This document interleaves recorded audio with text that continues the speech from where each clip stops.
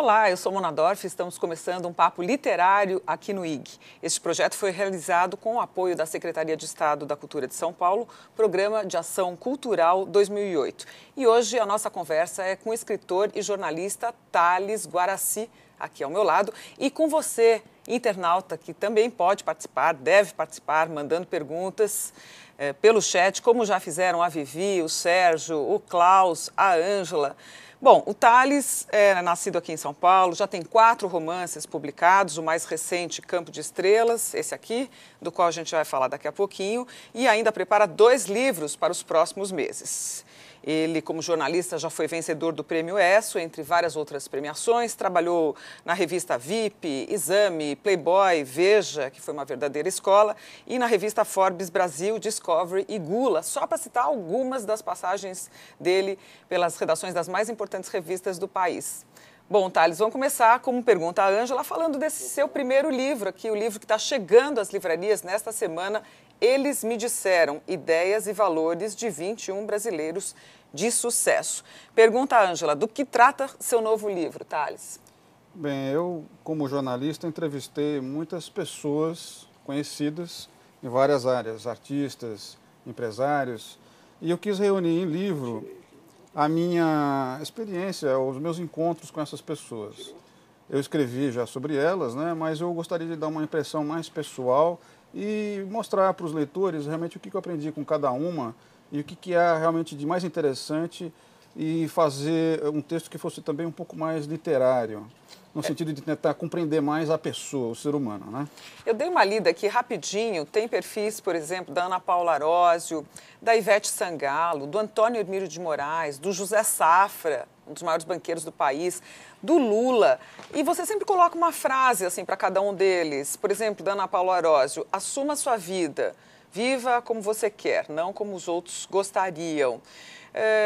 A do Lula, nunca desista. A distância que um retirante percorre para se tornar cidadão é maior que a de um operário para se tornar presidente da República. Eu achei muito interessante essa frase, Thales. Você ficou com essa sensação mesmo depois de fazer o perfil? Conta um pouco o bastidor desse perfil do Lula. Então, o Lula, quando eu trabalhava na Veja, cobria a campanha do Lula em 89. Era para escrever o perfil do Lula na revista Veja se ele fosse vencedor. E o Lula estava na frente na corrida presidencial. Mas o Lula perdeu no finalzinho. E a reportagem no final acabou não sendo publicada e tinham coisas lá que eu acho que ainda são válidas hoje. Principalmente essa lição, porque quando eu consegui finalmente conversar com o Lula, era muito difícil, porque ele estava sempre viajando, e era difícil ter uma conversa exclusiva com ele. Eu perguntei para ele, pô, Lula, o senhor já imaginou se você realmente for presidente? Ele me disse o seguinte, olha, Thales, é difícil, é muito mais difícil você virar cidadão partindo do lugar onde eu estava, passando fome, sem poder botar um filho na escola, sem poder ter dinheiro para tomar uma cerveja, do que de operário passar a presidente. Para ele, na cabeça dele, essa distância é muito menor que de você ser um brasileiro perdido, um brasileiro pobre, sem nenhuma possibilidade de ter uma casa, de ter uma conta no banco. Um trabalho mais qualificado, como ele ficou um operário mais qualificado. Para ele, esse foi o grande salto da vida dele. Ser presidente, para ele, não era nada. E isso ficou na minha cabeça. Infelizmente, eu não pude publicar isso naquela época na Veja. E eu encontrei agora, e acho muito atual ainda, o que eu aprendi com o Lula nessa ocasião. E falar muito sobre quem é ele, como é que ele pensa, e tem influência, eu acho, ainda essa frase, no comportamento dele e nas coisas que ele faz ainda hoje. Bom, eu quero fazer perguntas ainda sobre outras pessoas, tipo Mara Gabrilli, Calbi Peixoto, a própria Ivete, que você entrevistou, mas conforme prometido, vamos já fazendo perguntas aqui de internautas que estão participando. O Sérgio pergunta para você, Thales, o que você acha da nova geração de escritores brasileiros? Parece que tem uma nova, boa geração aí, né? Sim, eu acho que tem vários escritores brasileiros que estão aparecendo e, melhor ainda, estão sendo lidos, né? Eu acho que as editoras hoje têm dado oportunidade para a publicação desses novos autores. Tem o Marçal Aquino, de quem eu gosto muito, e alguns outros. E eu acho que o fato das pessoas estarem lendo, né, é o que garante a continuidade dessas pessoas e dá a possibilidade, eu me incluo também nessa geração, de ter uma carreira realmente na literatura, que não é uma coisa muito fácil, mas para algumas poucas pessoas é possível. Recentemente, viu, Sérgio, eu fiz essa mesma pergunta para o Mário Prata, o que ele achava da nova safra de autores. E ele falou, Mona, eu fico contente que tenha já uma nova safra, porque teve um intermédio na minha geração, né, entre a minha geração e essa outra, né, teve um bom tempo que não surgiram novos talentos. Né? Você concorda com isso? Eu concordo em parte. Eu acho que o cinema, por exemplo, é também um tipo de arte que vem ressurgindo no Brasil. Eu acho que o que acontece hoje é uma valorização muito grande, me parece, da arte, da literatura, dos livros. Uhum. Então, é importante que a gente tenha essa perspectiva no Brasil. Eu acho até que o fato da internet ter surgido aumentou o interesse por livros. Acho que as pessoas começaram a querer selecionar mais, ter mais ideias, tentar distinguir melhor o que está acontecendo no meio dessa confusão, esse monte de informação a que nós somos submetidos hoje. E o livro, especialmente, ajuda a pensar. A literatura ajuda muito a refletir sobre o ser humano, né? Ela tem muita importância na formação das pessoas, na educação, desde da escola. E eu fico muito contente que haja esse ressurgimento da literatura hoje no Brasil. E eu acho que não é só no Brasil, acho que é no mundo inteiro. Nos Estados Unidos, que tem um mercado muito grande de livros, a formação, a literatura tem um papel muito importante na formação das pessoas.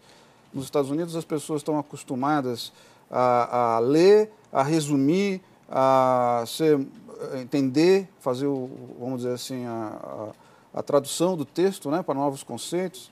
E eu acho que isso tem um papel muito importante na cultura americana, no sentido de que eles são muito objetivos, né? Muito práticos. Eles sabem qual é a ideia principal, eles estão acostumados a pensar, a raciocinar. Isso eu acho que tem uma influência muito grande no sucesso que os Estados Unidos têm como país. Thales, você falou do Marçal Aquino, né? Um ótimo escritor, jovem. Eu queria que você citasse alguns outros para o internauta que talvez não conheça essa nova geração. Eu gosto muito pessoalmente do Luiz Rufato também, não sei o que você acha. Enfim, tem todo esse pessoal novo aí, Adriana Lisboa, Bia Bracher, enfim, queria que você citasse alguns nomes. Tem o Bernardo Carvalho, né, que também surgiu aí. Eu falei do Marçal Aquino porque eu li recentemente um livro dele e gostei bastante. Ele também Qual foi?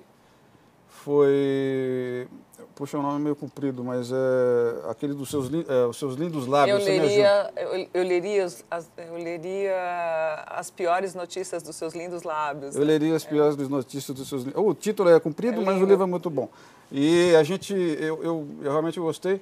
E ele tem também essa característica, porque ele escreve roteiro para o cinema também, né? Uhum. Então, eu vejo que também está acontecendo hoje essa interseção, quer dizer, surgem oportunidades para a literatura e também surgem oportunidades no cinema. Então é um momento muito bom para quem faz ficção.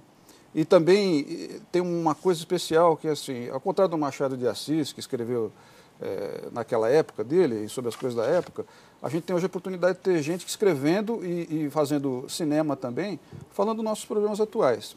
Então isso ajuda muito a gente a pensar também sobre os nossos problemas contemporâneos, que eu acho importante. Bom, Thales, eu queria que você falasse ainda de alguns personagens retratados aqui nesse livro. São perfis bem curtinhos, né? Em cima de matérias que o Thales escreveu para várias revistas. Você retratou, por exemplo, o Antônio Hermílio de Moraes, o Ike Batista, a Ivete Sangalo. A Ivete é toda essa alegria, toda essa poeira, assim, no dia a dia? Então, o bom do jornalismo é que a gente tem acesso a pessoas que nem todo mundo pode conhecer, e eu queria justamente desse livro dar a sensação de como é você estar na frente de uma dessas pessoas, mostrar realmente quem elas são, até pelos pequenos detalhes, né?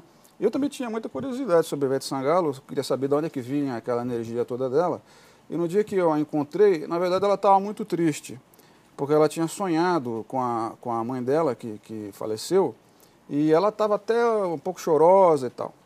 E eu também pude perceber no contato, e essa história está bem contada no livro, que essa espontaneidade dela tal também causa muitos problemas para a Ivete. Ela fala muito o que ela pensa, então ela acaba, às vezes, machucando as pessoas mais próximas, às vezes ela não tem muito jeito. E ela, inclusive, me disse que fazia sessões de psicanálise, porque ela tem consciência de que isso também é um problema. E ela, na verdade, eu entendi pela minha conversa com ela, minha experiência com ela, que ela tem essa alegria toda, na verdade, com uma força superior para vencer a sua própria tristeza, né? Então ela busca essa energia, na verdade, primeiro para ela própria. E é aquilo que ela realmente vem a mostrar para o público depois. No início do perfil do banqueiro José Safra, você escreve assim: você quer um segredo? Eu ando na rua, por isso sei o que está acontecendo com as pessoas, como elas vivem. Foi uma frase que o banqueiro te falou? Foi. O Safra era, naquela época, uma pessoa de difícil acesso, né? Principalmente para jornalistas, ele não dava entrevista, ele não se mostrava para fotografias, era uma pessoa misteriosa até. E eu tive que escrever uma reportagem sobre um investimento vultuoso que ele fez em bancos públicos, que causou um grande problema para esses bancos, quando eu estava na revista Veja. E tive que ligar para ele por obrigação profissional, mesmo achando que ele não ia me atender, e de fato ele não me atendeu. Aí eu acabei escrevendo a reportagem e saiu um erro factual sobre o negócio. Na semana seguinte, eu liguei de novo para ele e aí ele me atendeu. Ele me atendeu só para dizer que eu tinha cometido um erro. E eu disse para ele, olha, se eu cometi um erro, a culpa também foi sua, porque se eu tivesse me dado uma entrevista antes, o erro não teria acontecido. Então ele me disse que eu fosse lá almoçar com ele. E foi assim que eu conheci o José Safra no almoço, tomei um prato de sopa com um mordomo de luvas brancas do lado, e ele queria me passar um pito, explicando qual tinha sido o meu erro, e me deu esse conselho: vocês, jornalistas, não costumam andar na rua, eu ando. E como quem dizia que para você ter um pé na realidade, fazer as coisas certas, era preciso deixar o ambiente em que você vive e ter um pouco mais de liberdade de contato com a realidade. E ele dizia que fazia isso, que tomava cafezinho na rua e tal. Eu acho que a vida do Safra de lá para cá mudou bastante, né? Ele certamente tem muito mais dificuldade para andar na rua hoje, mas para mim ficou essa lição aí. Eu acho que ele tinha certa razão. E essa história está contada no livro para a gente se lembrar e para ele também se lembrar. Você termina o retrato dizendo que você sempre se lembra de vez em quando do José Safra e que você percorre o velho centro de São Paulo para sentir um pouco como é que está a realidade por aí. Eu gosto também de andar na rua, até porque como romancista isso é importante, porque apesar de ter escrito nesse livro 21 histórias sobre personalidades, a matéria-prima do romance, na verdade, são as pessoas comuns, né? A gente procura enxergar nas pessoas aquilo que elas têm de mais importante. Cada pessoa pode ter uma grande história para contar. Então, essa observação para o romancista é muito importante. E eu transito nas duas áreas, né? Na verdade, a nossa matéria-prima é o ser humano. A gente procura, tanto nas histórias extraordinárias, encontrar aquilo que a pessoa comum pode se inspirar, pode tirar como lição, pode tirar proveito daquilo, e também nas pessoas mais comuns, o que há de extraordinário, a história espetacular. E o drama, a alegria, enfim, eu acho que essa experiência que é da literatura é exatamente o ser humano, o que a gente pode mostrar sobre nós mesmos. Thales, eu queria fazer duas perguntas aqui de internautas e depois a gente prossegue. A Flora aqui pergunta de que forma a sua experiência como jornalista ajudou na sua carreira como escritor. Ela ajuda de muitas formas. Uma delas é esse acesso a pessoas que normalmente a gente não tem acesso, né? Que são pessoas interessantes, que ensinam muito, que dão muitas oportunidades da gente de pensar sobre por que as coisas acontecem ou não acontecem. Por que uma pessoa tem sucesso, por que a outra pessoa não tem sucesso, qual é o valor do trabalho e as emoções, né, que envolvem essas histórias.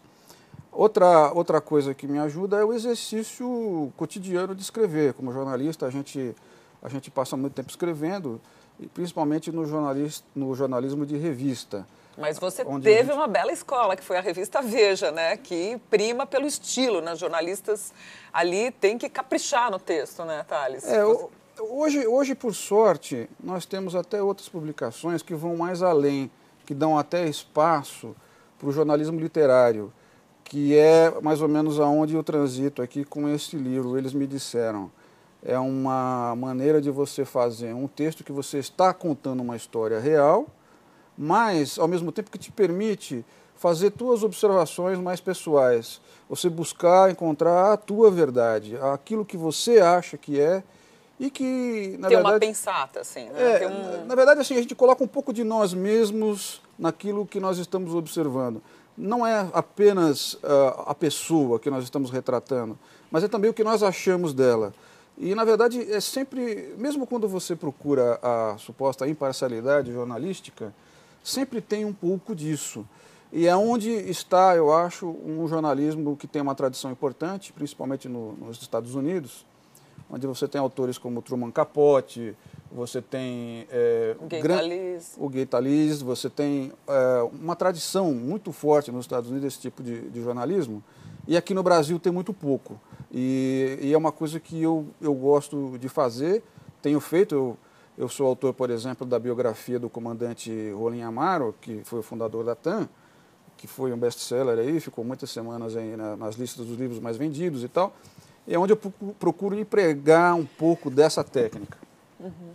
Outra pergunta aqui, que é da Lara, ela pergunta o que fazer para estimular as crianças a lerem. Você até tem filhos pequenos, né? Eu tenho filhos pequenos, eu tenho um livro infantil que já vendeu mais de 100 mil exemplares, que é o Liberdade para Todos, e tenho uma experiência muito boa com isso, porque eu recebo muitas cartas de crianças, recebo cartas de pais, de professores. É algo que eu realmente nem esperava, esse interesse. Faz bastante tempo que esse livro é adotado por professores como um livro paradidático. Eu não tenho uma resposta, Lara, para essa pergunta, a não ser da minha experiência pessoal. Eu, quando era pequeno, meu pai me fazia ler um pouco todo dia antes de dormir. Eu acho que isso é uma educação que vem de casa e é também uma educação que vem da escola, né? Eu tenho livros meus, por exemplo, que são adotados em escolas, algumas particulares, outras públicas, livros mesmo para adultos. A Quinta Estação, mesmo ontem eu estava vendo uma escola do Rio de Janeiro que adotou como livro paradidático para estudantes do 2º grau.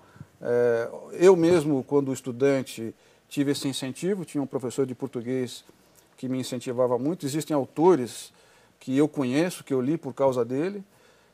Eu acho que o professor tem um papel muito importante nisso. Mas você falou numa coisa também interessante, que é a questão do ritual, né? Muitas mães dizem que precisa ter esse ritual de você ler. O Mindlin, José Mindlin, por exemplo, diz que você tem que ler em voz alta, inclusive, para as pessoas, para despertar o gosto pela leitura, né?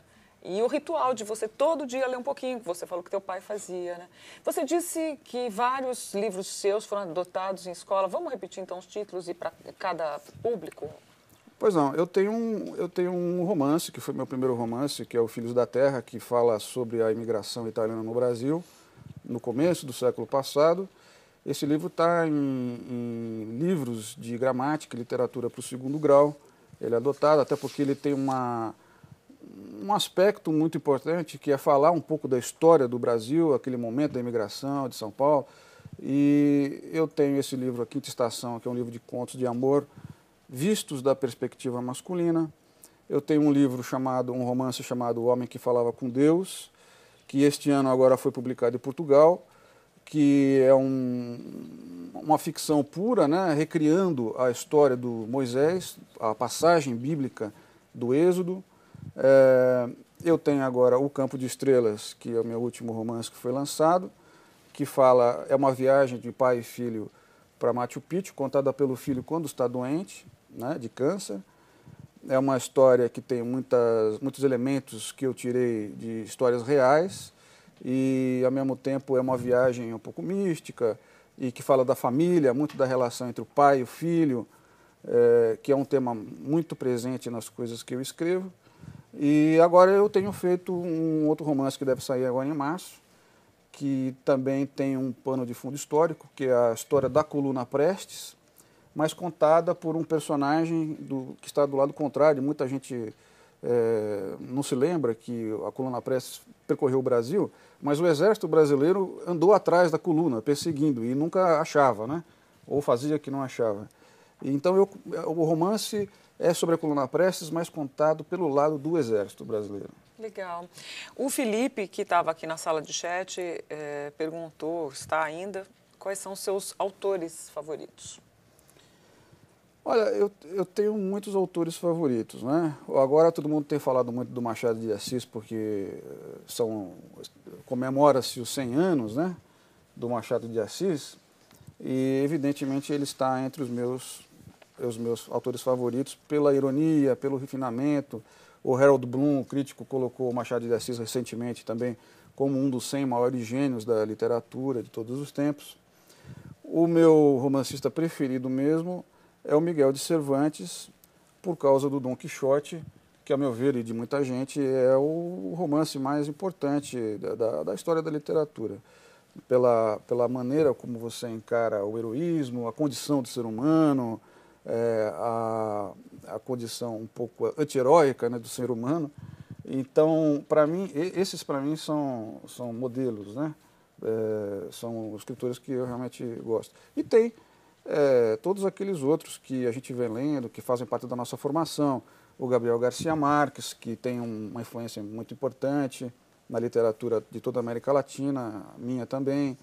O Mário Vargas Llosa. Aqui no Brasil mesmo a gente pode falar do Guimarães Rosa, que só escreveu obras-primas, né? O Érico Veríssimo. Eu tenho uma certa vocação para escrever livro grande e épicos, e eu tenho uma paixão pelo Érico Veríssimo, e não apenas gosto muito dos livros, como aprendo com eles, a maneira de fazer. O tempo e o vento. O tempo e o vento, a maneira como você faz uma grande história e uma longa história parecer pequena, porque você faz o leitor avançar com aquela sede de querer saber o que vai acontecer. Então, já nós vamos falar da construção do romance, que eu acho que a técnica é uma coisa bastante importante para a gente comentar aqui. Eu quero fazer a pergunta do Pedro, que diz: Thales, o preço do livro no Brasil ainda é caro. Você acha que a internet pode ser um caminho de divulgação e de leitura também? Olha, eu acho que a internet pode ajudar no sentido de que, se você conseguir vender o livro pela internet a um número muito maior de pessoas, isso tende a baratear o livro. Eu nunca consegui ler um livro pela internet e não conheço ninguém que tenha feito isso. Eu acho que o importante é as pessoas terem vontade de ler livros e comprarem os livros. Se isso acontecer, o preço unitário do livro tende a diminuir. Nos Estados Unidos, os livros são muito mais baratos, por uma razão simples: existem muito mais leitores, e cada leitor lê mais livros, em média, por ano. Tem muito escritor jovem, novo, publicando em blogs. Você mesmo tem um blog, né, que é o thalesguaraci.com.br. Eu tenho o thalesguaraci.com.br, mas o blog, na verdade, não é um site, uma página. Ele tem crônicas, comentários meus sobre livros que estão saindo. Eu acho que não é uma maneira não substitui o livro. É o contrário, é uma maneira de chamar as pessoas, de convidar as pessoas a se interessarem pela literatura. Uhum. Então, a pessoa tem um pequeno aperitivo lá daquilo que a gente está fazendo e vai buscar no livro realmente a obra, né? Uhum. Então, o site é muito acessado, até eu me surpreendo com a quantidade de pessoas que vão lá, e o assunto é literatura, ideias, porque literatura e ideias, para mim, praticamente são a mesma coisa. Eu comento livros de outras pessoas que me agradam, ou às vezes desagradam, e eu tento também dar uma contribuição, um estímulo para as pessoas também lerem, né? Falar nisso, o Luiz te pergunta por que ele deveria ler Eles Me Disseram, As Piores Notícias, né, nos seus lindos lábios, o livro que a gente citou do Marçal Aquino antes. Do Marçal Aquino? Olha, eu acho que o Marçal... Ah, perdão. Desculpa, o Luiz pergunta por que ele deveria ler Eles Me Disseram, é o seu livro. Eu estava achando que era As Piores Notícias. Luiz, né? Luiz. Luiz, olha, você pode ler o livro por várias razões, depende de qual é o seu interesse. Existem pessoas que querem conhecer mais a vida privada das celebridades e como é realmente estar perto de uma delas. Existem pessoas que têm essa preocupação com os ensinamentos, querem aprender com pessoas que tiveram sucesso, que são normalmente essas pessoas que consomem os livros de autoajuda ou não, mas que têm essa vamos dizer assim, interesse profissional até, para saber como é que as pessoas deram certo em determinados ramos. Você pode comprar o livro só porque você pode gostar de ler uma história bem contada, bem escrita, que fale de pessoas reais, mas com uma visão um pouco mais literária das pessoas, mostrando realmente o ser humano um pouco mais tridimensional, né, um pouco menos burocrática do que aparece nas revistas e na imprensa comum. E eu acho que também, eu felizmente hoje tenho leitores que me acompanham, que já compram os meus livros, que são fiéis, e eu acredito que muitos deles também lerão porque já gostam do que eu faço e vão certamente querer também acompanhar. Thales, vamos falar da construção do romance, né? Uma coisa é escrever em revista, uma coisa é escrever perfil e biografia em cima de pesquisa, outra coisa é você construir um romance assim de peso, de vulto, como o Filhos da Terra, que você já fez, o próximo que você está lançando agora em março, onde você me disse que levou 3 anos para construir, e onde você tem várias histórias, né, vários personagens que se entrelaçam, uma narrativa que tem que ser cheia de suspense para entreter o leitor. Como é que você pensa isso? Você desenha antes como é que vai ser, um esquema, como é que vai ser o livro, cada personagem? Cada livro é um caso um pouco diferente, embora o que mude, na verdade, é a nossa maneira de encarar. Quer dizer, como eu já fiz antes, hoje para mim é mais fácil. Quer dizer, eu sei que se eu começar, eu chego no final. O duro é começar. E o romance tem essa grande dificuldade. Ele é um projeto faraônico. Um romance grande, como os que eu escrevo, leva muito tempo para se fazer. E você tem que financiar o seu trabalho durante esse tempo. Você ficar 3 anos trabalhando num livro sem ganhar, essa na verdade é a dificuldade essencial do romancista. Então, você tem que ter já uma obra que esteja nas livrarias para você continuar tendo aquela receita e poder trabalhar um longo tempo sem depender de outra coisa, porque o livro realmente toma muito do seu tempo. Eu não posso entregar para alguém e falar, faz para mim, que não adianta, não terceiriza o romance. Então, como fazer a história, primeiro tem um período de amadurecimento. Um romance sempre é resultado, acho, de uma vontade muito grande de escrever sobre um assunto. E sem essa vontade você não chega no final. E aquilo tem que ser muito importante para você. Isso, para mim, é muito mais importante realmente do que a técnica. A técnica, ela é consequência, quer dizer, eu penso normalmente o seguinte, qual é a melhor maneira de transmitir essa mensagem? Qual é a melhor maneira de contar essa história? É começando do final? É começando do meio? É fazendo aparecer um personagem que não existe? É usar uma coisa que já existe? Então, dependendo do que você quer contar, existem alguns romancistas que fazem isso muito bem. Por exemplo, o Mário Vargas Llosa, de um livro para outro, às vezes ele parece até um autor diferente. Ele que tem uma formação também jornalística como a minha, está muito acostumado, ele é menos preso ao estilo. Mas com o tempo, a gente vai vendo, pela sucessão de obras, que o estilo acaba se manifestando. Mesmo quando você quer fazer coisas diferentes, você surpreende o leitor, né, com novidades, e a ideia sempre é surpreender, não é ficar em cima de uma fórmula que a pessoa acha que já vai ler aquilo que já leu, né? A ideia é sempre surpreender, mas o estilo acaba prevalecendo. Um certo jeito de fazer que é um pouco difícil de definir. Mas você escreve e reescreve várias vezes o texto quando você sente assim, não, isso aqui está chato, isso aqui não vai criar o suspense que eu estou imaginando, você fica trabalhando várias vezes o mesmo texto? Cada um é de um jeito. No meu caso, eu sinto isso, quer dizer, eu escrevo como quem vai ler. Quer dizer, se não está interessante para mim enquanto eu estou escrevendo, não vai ser interessante para quem está lendo. Geralmente eu escrevo de cabo a rabo. Eu escrevo do começo até o final. Isso me custa muito caro, porque é muito desgastante. É como você começar um trabalho hoje e acabar daqui 6 meses, sem parar, não termina. Né? Todo dia você vai dormir com aquilo, com a continuação daquilo, e é um processo de ansiedade muito grande. E depois eu deixo aquilo dormindo uma temporada para poder depois reler aquilo com calma. Mesmo quando a história tem a trama, quer dizer, um personagem desaparece, depois ele vai aparecendo na frente, tem o suspense, as histórias que se cruzam, aquele final surpreendente. Isso vai acontecendo naturalmente durante o processo de fazer. A gente até brincava na revista Veja, quando eu trabalhava lá, tem uma figura muito popular entre os jornalistas que é o famoso preto velho. A gente costuma dizer que quando a gente senta, quem escreve na verdade é o preto velho. Ele baixa na gente, né? E o preto velho na verdade é quem escreve. A gente não sabe exatamente como acontece, a gente precisa perguntar para o preto velho. Thales, a gente está com o tempo quase encerrando. Eu queria que você falasse rapidamente do Campo de Estrelas, que tem um personagem inspirado na vida real, que é um médico, né? E você me disse até que é um pouco autobiográfico, porque você passou... Eu fiquei doente e me tratei com um médico que virou personagem do livro, eu contei para ele, que é o Dr. Eric Wrocławski, que era do departamento de urologia do Einstein.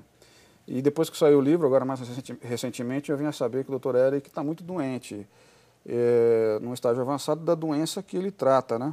Que é o câncer na próstata. E essa é uma história que para mim foi muito chocante e eu acho que as pessoas também que conhecem o Eric, é uma pessoa muito querida, que ajudou muita gente, salvou muita gente, salvou a minha vida, inclusive. E eu devo muito a ele. E eu levei o livro para o Eric no hospital, realmente, para dizer que o personagem que estava no livro era ele. E dei uma bronca nele, né? Porque, apesar de ele estar doente, me senti na posição de dar uma bronca nele, dizendo que, na verdade, os médicos só quebram o galho da gente, né? E quem realmente faz as pessoas ficarem eternas são os romancistas. E essa parte... Eu gostaria que as pessoas soubessem, então, que o personagem do livro realmente é o Eric.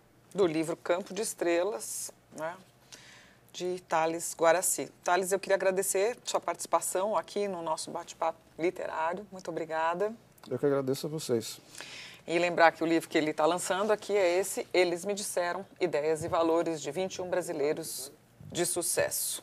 Quero agradecer também a você, internauta, que participou, mandando perguntas aqui através do chat. E a gente encerra aqui, então, o nosso Papo Literário. Esse projeto foi realizado com o apoio da Secretaria de Estado da Cultura de São Paulo, Programa de Ação Cultural 2008. Até a próxima.